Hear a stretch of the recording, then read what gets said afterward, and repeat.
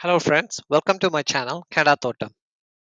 இதுவரை நீங்க இன்னும் சப்ஸ்கிரைப் பண்ணலைன்னா மறக்காம சப்ஸ்கிரைப் பட்டன் அமுத்துங்க. அப்பதான் எனக்கு புது புது வீடியோஸ் போடுறதுக்கு மோட்டிவேஷனலா இருக்கும். நாங்க இன்றைக்கு விண்டர் சோயிங்க பத்தி பார்க்க போறோம். அதாவது குளிர்காலத்துல விதைகள் எப்படி நடுறதுன்னு பார்க்க போறோம். இது சரியான கோஸ்ட் சேவிங் மெத்தட். நான் எங்க வீட்ல இருந்த ஒரு பால் வந்த கண்டெய்னர தான் எடுத்து இந்த சீட்ஸ் போடுறதுக்கு பாவிக்க போறேன். ஆனா உங்களுக்கு வேணும்னு சொன்னா இந்த சாப்பாடு வர டேக் அவுட் கண்டெய்னர் இல்ல ஏதாவது plastic container clear top lid இருக்கிற மாரி எது பாவிக்காம நீங்க வீட்ல வச்சிருக்கிறீங்களோ அத நீங்க ரீசைக்கிள் பண்ணலாம். நான் இந்த பால் கண்டெய்னர ஒரு அரைவாசிக்கு மேல ஒரு முக்காவாசி ஓப்பன் பண்ற மாரி வெட்டுறேன். அதோட நான் கீழ ட்ரைனேஜுக்கு ஓட்டையும் போடுறேன். அது வெரி இம்போர்டன்ட். தண்ணி கீழால ஓடக்கூடிய மாரி இருக்கணும். இல்லைன்னா மண்ணுக்குள்ள தண்ணி நின்று சீடெல்லாம் அழுகி போயிடும். பிறகு நான் அந்த பால் கண்டெய்னர அரைவாசிக்கு பாட்டிங் சாயில போட்டு ஃபில் பண்றேன். நான் அரைவாசி வரை எவ்வளவு பாட்டிங் சாயில் போட இயலுமோ அவ்வளவு பாட்டிங் சாயில் போடுறேன். ஏனென்றா சீட்ஸ் முளைக்கேக்க அதுக்கு இனஃப் சாயில் வேணும்.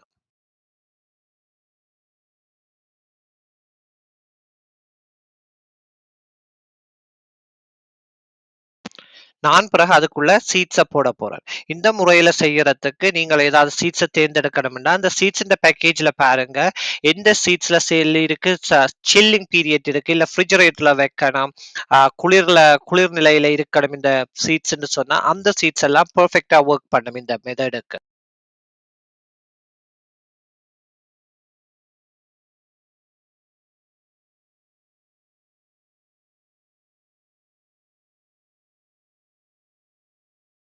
நான் ஒரு ஹெவி டக்ட் டேப் எடுத்து திருப்பி அந்த வெட்டின பால் கேன் அந்த ஓட்டைய திருப்பி மூடி டக்ட் டேப் பண்றேன்.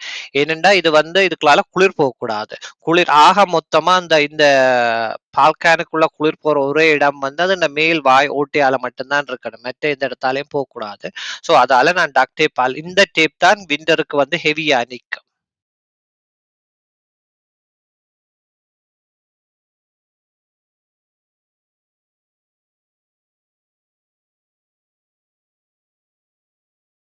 ஆஃப் கோர்ஸ் மறக்காம பேர் எழுதுங்க. என்ன சீட்ஸ போட்டுறீங்கன்னு சொல்லி. ஏனென்றா பிறகு எண்ட் ஆஃப் த சீசன் எடுக்கைக்க உங்களுக்கு எந்த சீட்ஸ் எதுக்கு கிடக்குதுன்னு தெரியாது. பெர்மனன்ட் மார்க்கரால எழுதுங்க. மத்த எதால எழுதினாலும் இது அழிஞ்சு போயிடும் விண்டருக்கு. இதை எடுத்து நீங்க இனி வெளியில வைக்க வேண்டியதுதான். எப்ப ஸ்ப்ரிங் வருதோ ஆட்டோமேட்டிக்கா சீட்ஸ் எல்லாம் தானா முளைச்சு வெளியில வரும். நீங்க எதுக்கு தண்ணி ஊத்த வேண்டியதோ எந்த பராமரிப்பும் தேவையில்ல. ஸ்ப்ரிங்ல இது முளைச்சா பிறகு நீங்க இத ஓப்பன் பண்ணா போதும்.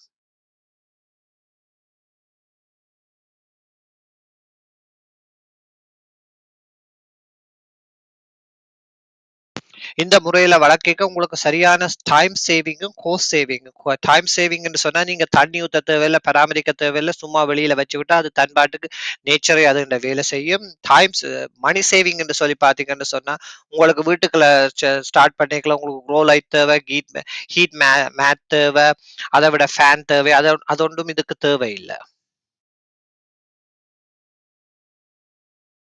இந்த முறையில நீங்க நிறைய பெரனியல் வளர்க்கலாம். சச் அஸ் ஸ்னாப் டிராகன், பீ பாம், டால்பீனியம், பாப்பி, ஓரியண்டல் பாப்பி, ஃபாக்ஸ் குளோவ், கொலம்பைன் என்று நிறைய பூக்கள் சம்பந்தப்பட்ட மரங்களும் முளைக்கலாம். அதே மாதிரி மரக்கறி வகையில பார்த்தீங்கன்னா புரோக்கோலி, கோலிஃப்ளவர், கேபேஜ், லேரஸ், டில், மின்ட் இதெல்லாம் வளர்க்கலாம் இந்த முறையில.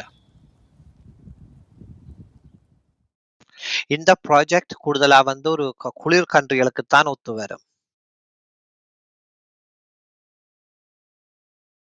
உண்மையிலேயே இது ஒரு ஃபன் ப்ராஜெக்ட். இத செய்து இதுல ஒரு கண்டு முளைச்சு வந்ததுன்னு சொன்னா உங்களுக்கு பார்க்க ஆசையா இருக்கும்.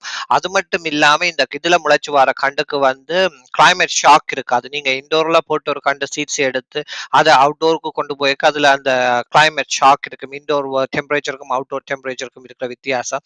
ஆனா இது நேச்சுரலாவே அவுட்டோர்ல முளைக்கிறபடியா உங்களுக்கு அந்த கிளைமேட் ஷாக் இருக்காது. மரம் நட்ட உடனேயே முளைக்கும். உங்களுக்கு பிடிச்சிருந்தா நீங்களும் இத ட்ரை பண்ணி பாருங்க. நிச்சயமா ஒரு ஃபன் எக்ஸ்பெரிமெண்ட்டா உங்களுக்கு இருக்கும். இந்த வீடியோ பிடிச்சிருந்தா ஃப்ரெண்ட்ஸோட ஷேர் பண்ணுங்க, லைக் பண்ணுங்க, மறக்காம சப்ஸ்கிரைப் பண்ணுங்க. Thank you.